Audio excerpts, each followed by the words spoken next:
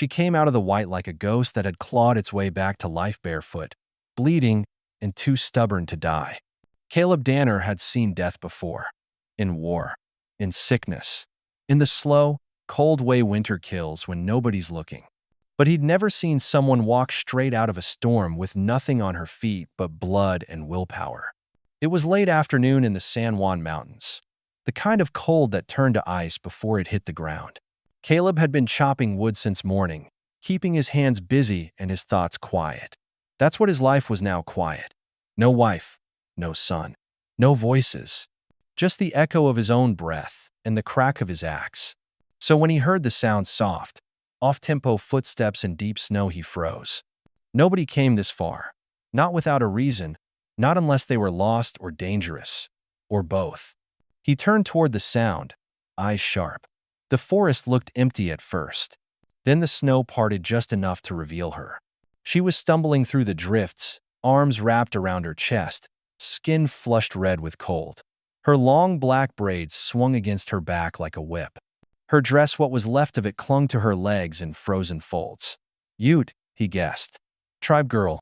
No boots, no coat, just bare flesh, bone, and sheer force of will. She collapsed before she reached the steps of his porch, dropped to her knees like someone whose soul had finally given out. He didn't move. Not yet. His instincts screamed to stay put, to wait, to watch.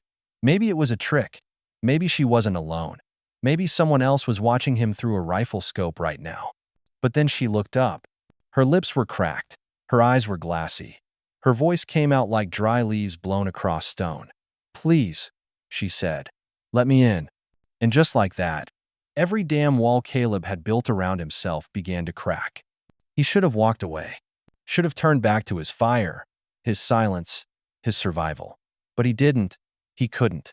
Instead, he crossed the yard, lifted her into his arms so light it made his stomach turn, and carried her inside. The cabin was warm, but just barely. Fire is still burning from midday. He laid her on the rug beside the hearth, her breath shallow and thin. He wrapped her legs in a wool blanket, poured water from the kettle into a tin cup, added a pinch of salt, and held it out. "Drink this," he said. Her hand shook as she took it. She didn't speak again. Neither did he. Outside, the storm roared like a thing that had been cheated. Inside, two strangers sat in a room barely big enough for one life, and waited to see if she would make it through the night. The storm didn't let up. It howled against the roof like a living thing, teeth bared, hungry for anything warm. Caleb Danner sat near the fire, his back to the wall, a rifle across his knees. Not aimed, just there, just in case. The woman Naya still hadn't said another word. She lay wrapped in his extra wool blanket, close enough to the stove to sweat if she lived long enough to feel it. Her face was pale, lips cracked open. She slept like someone used to danger, one eye always ready to open, one hand curled near her chest, like she expected to fight for air. Caleb didn't trust easily. He hadn't in years. But he'd seen wolves drag off livestock, less battered than this woman. Whatever had happened to her, she hadn't been faking. Still, he kept watch. His cabin was small, one cot, one stove, one shelf of books that hadn't been touched in months. He'd built it alone after burying his son. The walls still smelled of pine sap. It was a place made for forgetting. And now she was in it, breathing, shaking, changing everything. Around midnight, she stirred. He didn't speak, just watched. She blinked, sat up slowly, and took in the room. Her gaze landed on him, on the rifle, then drifted to the kettle still simmering over the fire. "You didn't leave me," she said. Her voice was hoarse, brittle. "I don't leave people outside to die," he replied, "even when I want to." She gave a dry cough, something like a laugh, but with no humor in it. "You should have." He didn't answer. She looked down at her hands, now bandaged. "You did this?" He nodded. "I didn't ask for help." "That's clear." Silence stretched between them again. Not awkward, just dense. Like a rope hanging between two cliffs. "Finally," she said, "they left me to freeze. My own blood." Caleb looked at her. Hard. "Why?" Her jaw tightened. "I couldn't give them what they wanted. A child." He didn't flinch. Just leaned back into the shadows. They said I was cursed, she added, almost casually. Bad luck. Useless. So I walked north. Didn't stop until I couldn't feel my legs. Caleb said nothing. She didn't need comfort, just space to speak it. After a while, she asked, "Why are you out here?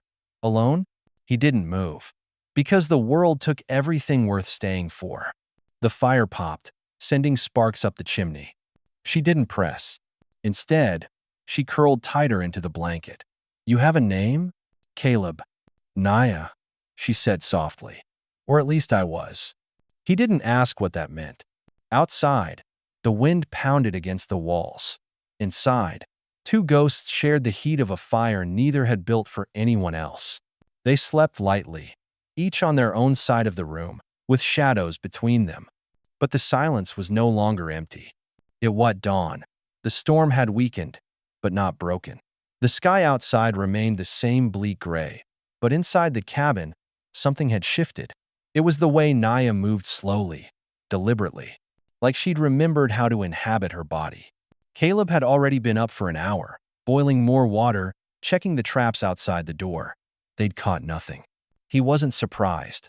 Predators knew better than to wander in a blizzard. He came back in with a handful of dry kindling and paused. Naya sat cross-legged near the fire, one hand resting in her lap, the other holding the long black braid that had trailed down her back the day before. In her lap, his hunting knife. She didn't look at him. Her eyes were on the braid. Her fingers were trembling, but steady enough. With a single motion, she sawed through the base of it. Hair fell like ink on the pine floor. She didn't cry, didn't wince, just stared at it for a long moment, then reached for the stove door, opened it, and fed the braid to the flames. The cabin filled with the acrid smell of burning hair. Caleb didn't speak. He didn't need to. Some things had to be done without commentary. Naya finally looked at him. Her face was unreadable. It belonged to someone who didn't make it. He nodded once. "Are you hungry? I could eat." That was enough. He ladled out the last of the boiled oats and placed a tin bowl in front of her. She ate slowly, chewing each bite like it needed permission to be swallowed. Afterward, she reached for a dry cloth and wiped her hands. "That coat," she said, pointing to the thick wool garment hanging on a nail. "It was hers?" He stiffened, but answered, "Yes." "Your wife?" He gave a single nod. "And my son." Naya's gaze dropped. "How?" "Fever. 2 winters ago. No doctor would come this far in time." Another silence. "This one is gentler, less sharp." "I'm sorry," she said. He didn't reply. He didn't have to. She wasn't offering pity, just acknowledgement. Later, when she tried to stand, she wobbled. Caleb reached out instinctively, catching her elbow. Her arm tensed at his touch but didn't pull away.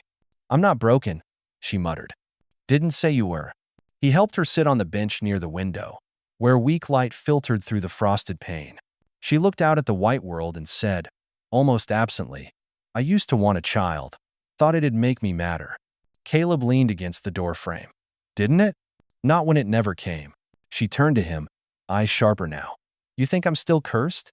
He met her gaze. "I don't believe in curses, only choices." A beat passed. Then, unexpectedly, she smiled just a flicker, gone almost as soon as it appeared. "I haven't heard someone say that in a long time." That night, they didn't speak much. But before turning in, Caleb unhooked the wool coat from the nail and handed it to her. "She was small," he said, "so it should fit." Naya held the coat like something fragile. She didn't thank him. She just nodded, then folded it neatly and set it beside her bedroll. Outside, the wind was easing. Inside, something else was beginning to breathe. Not trust, not yet, but the memory of it. Watching, listening, holding, waiting. The first thaw came slowly, and only just beneath the surface. Patches of earth peeked through the snow by midday, brown and stubborn. The wind had lost its bite, but the air still carried winter in its lungs. Caleb stood outside the cabin with a hammer in one hand and a plank of pine in the other. The wood smelled fresh, like something not yet touched by grief. He didn't tell Naya he was building her a room. He just started. She watched from the doorway, bundled in the coat that had once belonged to his wife. Her braid was gone, and with it, something else, maybe the last trace of the woman who had collapsed in his yard. "You meant it," she said, her voice quiet. "About building something." Caleb didn't look up. "It's not much, just a wall and a cot. I didn't ask for it." "I know." They worked in silence for a while.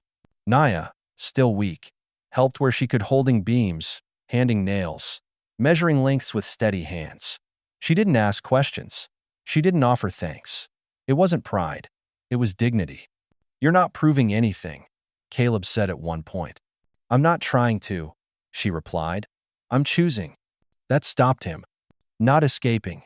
Not surviving. Choosing. By the third day, the framing was done. 4 walls, a window facing east, and a door that creaked but held. Caleb laid the final plank across the threshold while Naya stood behind him, arms crossed, face unreadable. "It's yours," he said. "If you want it." She stepped inside. The room smelled of pine and sawdust. Empty but full of something invisible, like it was already holding space for who she might become. That night, Naya joined him at the table for stew. Her appetite had returned, and so had her questions. "What did you do before all this?" she asked. "Worked on the telegraph line. Before that, a soldier." "Did you like it?" "Number." She nodded, satisfied. "Then we have that in common." Later, as they checked the traps near the edge of the ridge, Caleb glanced at her. She moved slower now, not from pain but from purpose, like she was placing herself back into the world with every step. "Something's changed," he said. She looked down at her hands, then at the slope of her belly, just beginning to swell. "I haven't bled in weeks." Caleb didn't speak. He didn't need to. Instead, he reached for her hand, resting it gently over hers. "Then we planned for that together." Naya didn't cry. She didn't smile. But for the first time since the storm, she leaned into him without flinching. And in that quiet, snowless dusk, the cabin no longer felt like a place for forgetting. It felt like a place for beginning. The ground had begun to soften. Meltwater trickled beneath the snowpack, making the earth feel restless beneath their boots. The wind was no longer cruel, just cold, like a memory that no longer cut deep. Naya sat at the table, a sheet of paper before her. It was the first thing she'd asked Caleb for. Paper. Not medicine. Not food. Not firewood. Just the means to say what she needed to say. The pencil shook slightly in her grip. Her words were short. Not poetic. Not dramatic. Just enough. "I lived. I walked north. I did not die. That was all." She folded the paper into a square and tied it with a strip of twine. Caleb handed her a small canvas pouch, already packed with smoked meat, dried herbs, and a wool scrap for kindling. "You sure?" he asked. She nodded. "I'm not asking to come back. Just to be known." They walked together to the hollow stump at the edge of the trail, a place she had told him about.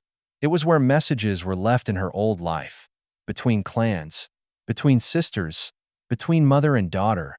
She knelt, placed the pouch inside, and rested the folded paper on top. "They'll find it," she said, "if they want to." Caleb didn't ask who they were. He didn't need to. Days passed. They kept busy repairing the goat pen, resealing the roof. Naya began sewing small things: a quilt, a bonnet, a pair of booties from Caleb's old flannel shirt. She didn't say what they were for. He didn't ask. Then, one morning, the pouch was gone.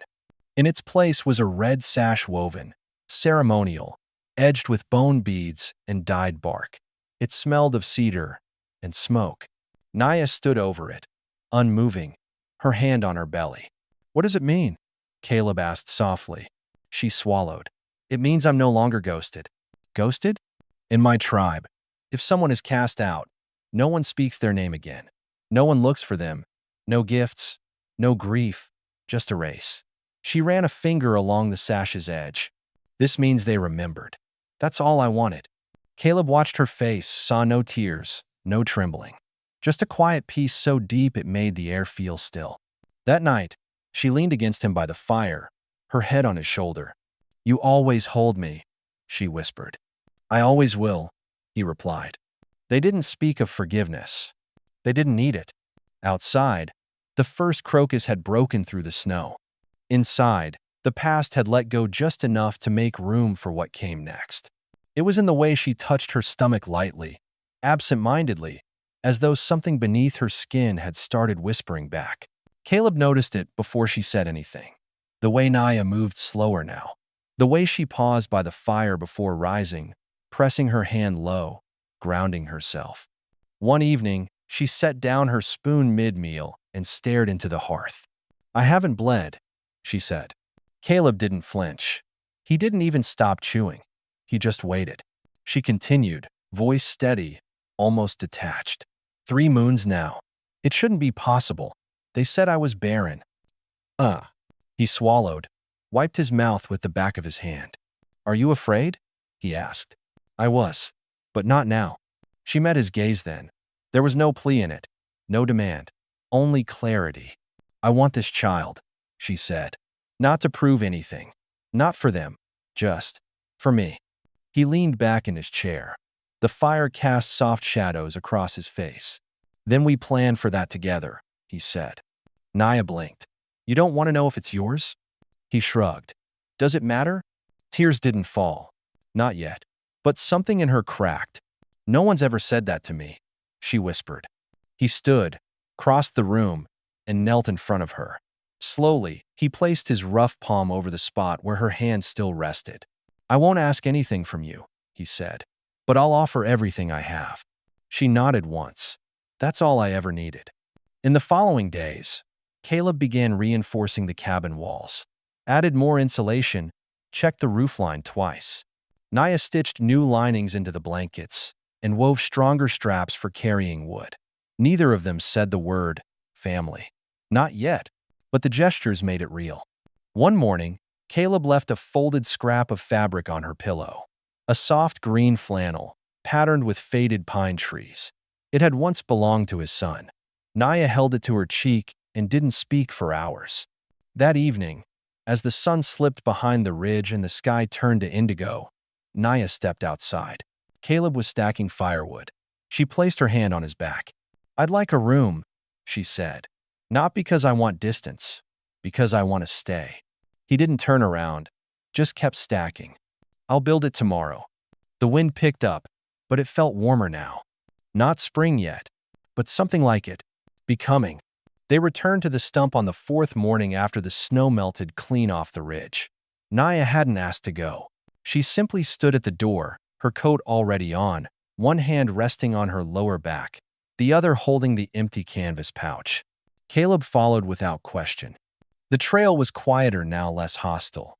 The trees no longer groaned under the weight of winter. They walked side by side, neither speaking, boots crunching through thawed needles and soft mud. When they reached the stump, Naya didn't move right away. She stood staring at it, chest rising and falling with something heavier than breath. Then she knelt. The pouch was gone. In its place, carefully folded, was a red sash. Ceremonial. Woven. The ends stitched with bone beads in a familiar pattern. She stared at it for a long time before touching it. Caleb stood back, watching. What does it mean? He asked. Naya's voice was low, reverent. It means they saw me. They sent it to you? She nodded. They don't speak names. Not for ghosts. But this. She held it up gently. This says I'm not erased. Not anymore. She pressed the sash to her chest and closed her eyes. No tears fell.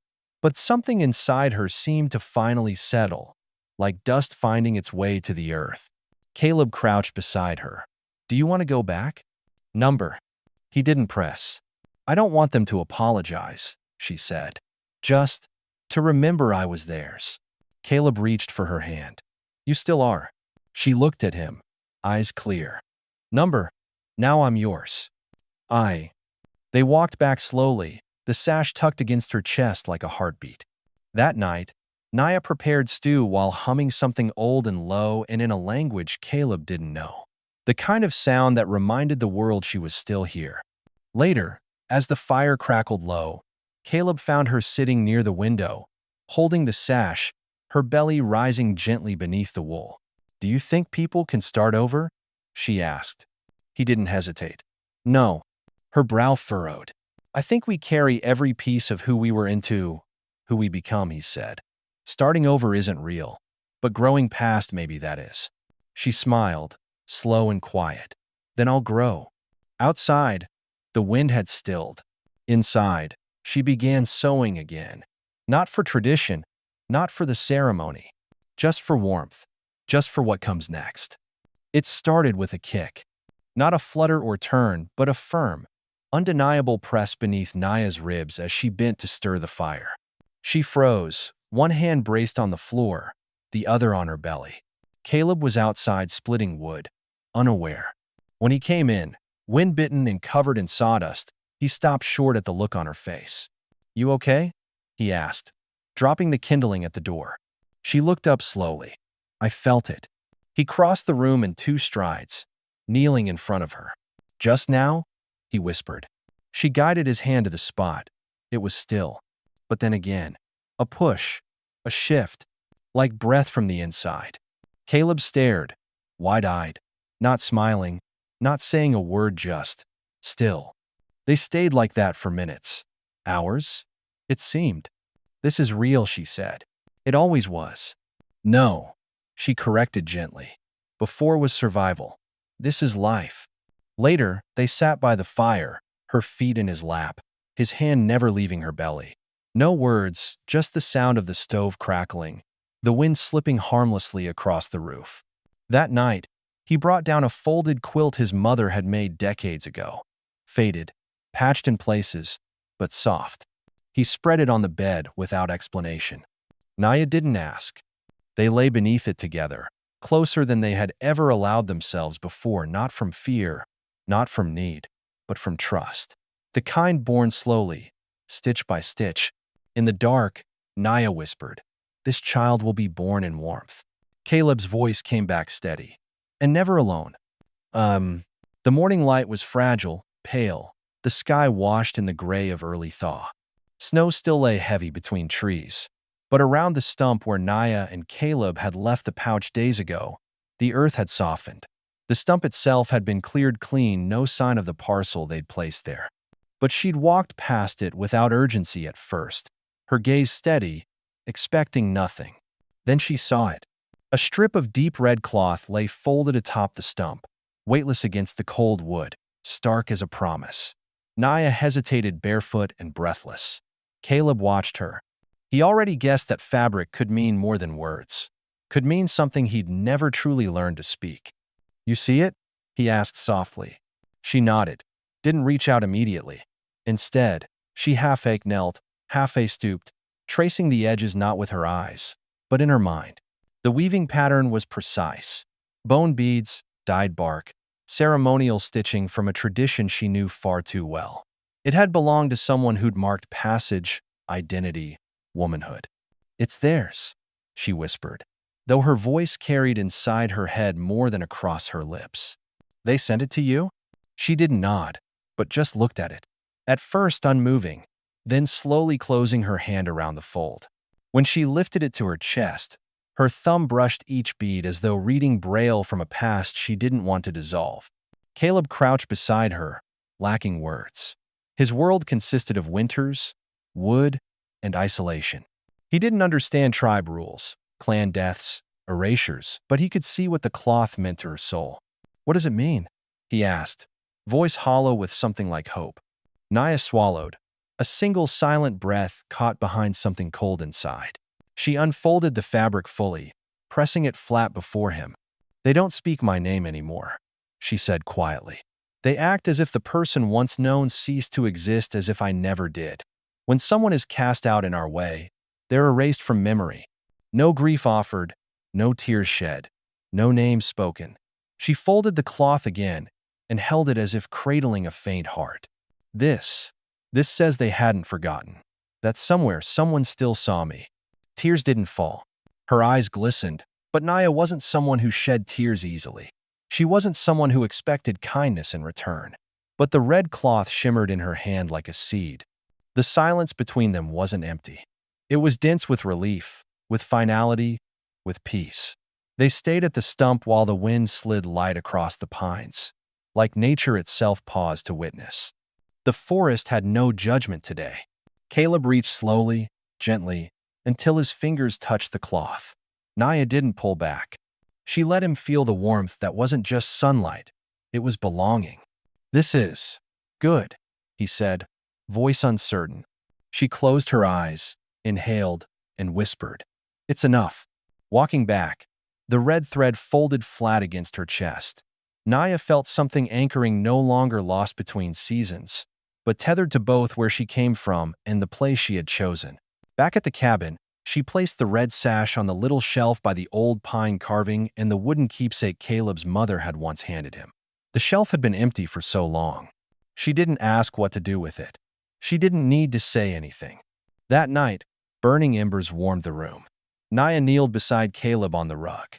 She pressed her palm gently across her belly where the child slept inside her. She looked up at him. The light from the stove flickered across her face. "I never thought they'd remember," she said. Caleb took her hand, steady between his palms. "You were always real to me." A tear slid down her temple, but then she cleared it with the back of her hand, as though wiping away the last trace of something older than grief.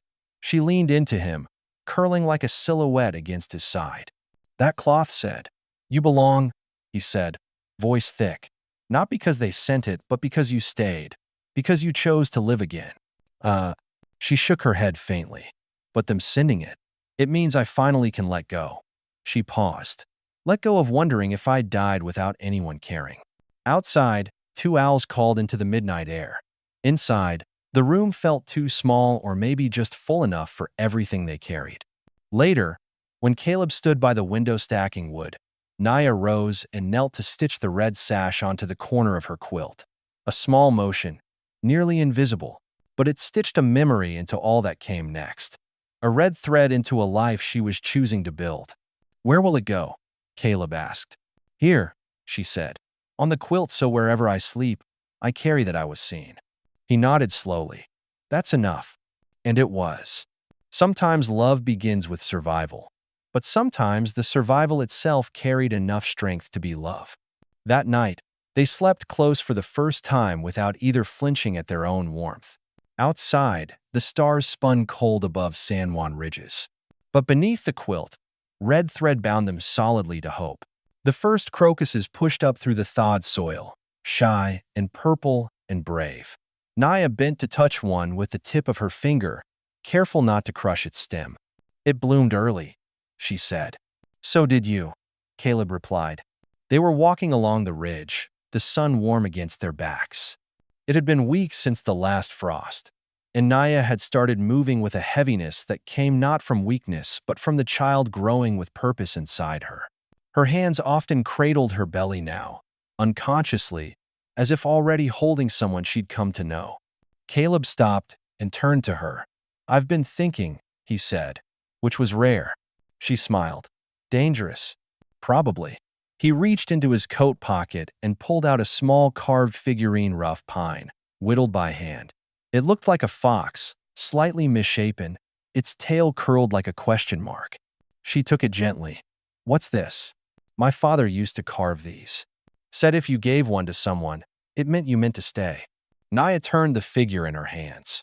"And what if they don't want you to?" "Then you keep carving. Until they do." She didn't speak for a while, just looked out at the trees, the new green on their tips. Then she said softly, "You know I'm not asking you to be the father." "I know. And I'm not broken. I know that too." She pressed the fox to her lips once, like a kiss sealed in wood. "Then stay. Not because you pity me, not because I carry a child, but because you see me." Caleb nodded. "I already have." That night, she placed the fox on the windowsill, right beside the red sash and the pine carving from his mother. And for the first time, she breathed not just from the lungs, but from somewhere deeper. Between bloom and breath, she had found home. The snow was gone. In its place lay life. Green shoots trembling from thawing earth, birdsong returning overhead, the soft hum of insects beginning to wake.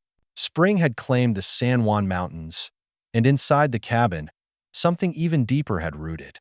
Caleb stood at the hearth, stacking firewood, the warmth steady now in both flame and heart. Naya entered from the small room Caleb built, her belly round and certain. She carried 2 wooden bowls, filled with soup bright with wild greens they'd harvested earlier. Each step she took was measured, strong less for herself, more for the life she held. He smiled when she placed a bowl in front of him. "Thank you," he said quietly. "No one does to me what you did," she said. "Save me. Build for me. Stay." The words hovered in the air, simple and true. Caleb held his gaze. "I didn't ask you to stay," he said. "I asked you to live." She closed her eyes at that hidden reaction to a truth she'd only dared voice in her own head. They ate in silence, not from distance but from completeness. Each spoonful was warmth, each breath a pledge. They didn't need the ceremony to be real. Their life together was enough. After supper, Caleb retrieved the small wooden fox from the windowsill where Naya had placed it. He placed it gently into Naya's hands. "You carved this?" she asked, turning it over. "My father did." He nodded. "But I've wrapped myself around it since." Naya lifted the fox to eye level. She saw how the tail curled into a question. She looked up at him. "I want to name it for our child." Her voice shook only a little. "Call it Foxfire, after the wild lights through the cold." He reached his free hand to gently cradle her belly. "Foxfire it is then." She closed her eyes, pressed the wooden figure against her skin. A tremor, a warmth. Not pain, a life moving inside. Night came early. Wind no longer raged against the cabin, but a soft breeze stirred the open window. The quilt lay heavy on their bed woven with the red sash, his mother's carving, and now a tiny fox-whittled figure stitched onto a small pocket. Everything they had become was there. Caleb nestled beside Naya, one arm draped across her, the other resting on her belly. She lifted her hand to his, placing it still there. A circle completed. She spoke then, voice soft, full. "I asked them to remember, but I stayed because you did." "That's how families begin," he replied. "Not perfect, not always tidy, but chosen." She smiled against the pillow. Outside, the first robins sang in the twilight. Inside, they did not flinch from each other's closeness. They welcomed it. Later, Naya whispered, "Our child will be born into stillness, into existence." He nodded. "Into our choice." The final snow melt sent drips from the roof. Horses called in the distance. The forest exhaled. They did not need words to say what had shifted. Neither of them expected the world to remember them, but they had remembered each other. Between Foxfire's first stir and every dawn after, home was no longer a cabin in exile. It was a place they made in love, in resilience, in deep-rooted presence, and it began here, quietly, together. Sometimes, the most meaningful moments don't arrive with thunder. They arrive softly with the gentle fold of a red sash beside a window, or the steady rhythm of a heartbeat beneath a hand-stitched quilt. In a quiet cabin tucked into the San Juan Mountains, 2 weathered souls didn't fall in love by accident. They stayed, and in staying, they made room for something new, something tender and lasting. Over 11 chapters, we watched how love, in its quietest form, can become a refuge. Home, it turns out, isn't always where we're from, and family isn't always who we're born to. Sometimes, home is a choice. It's found in the man who builds you a room without asking why, or the woman who stays not because she must but because she sees you. As one elder once said, "The roots that hold the tree through winter are the ones you can't see." If this story lingers with you, perhaps it's because it gently reminds us it's never too late. Never too late to soften, to begin again, to build warmth where once there was only silence. And maybe, as we grow older, what we crave isn't the fire of youth, but the quiet of someone choosing to sit beside us through the long nights. So tonight, when the world slows and the noise fades, take a breath. Think of someone you haven't reached out to, someone who might still be waiting to be seen. You don't have to carve a fox or build a room, but your presence, your voice, may be the red thread they need. And if this story stirred something soft in you, if it reminded you of your own quiet beginnings, consider passing it along. Someone else out there may be looking for signs that it's not too late to belong. And if you'd like to sit with us again, to share more stories that heal, you're always welcome. A like, A share or a quiet subscribe means this space keeps reaching those who need it. Because in the end, as it was in that cabin, it's not the size of the fire, it's who you share it with that keeps the cold away.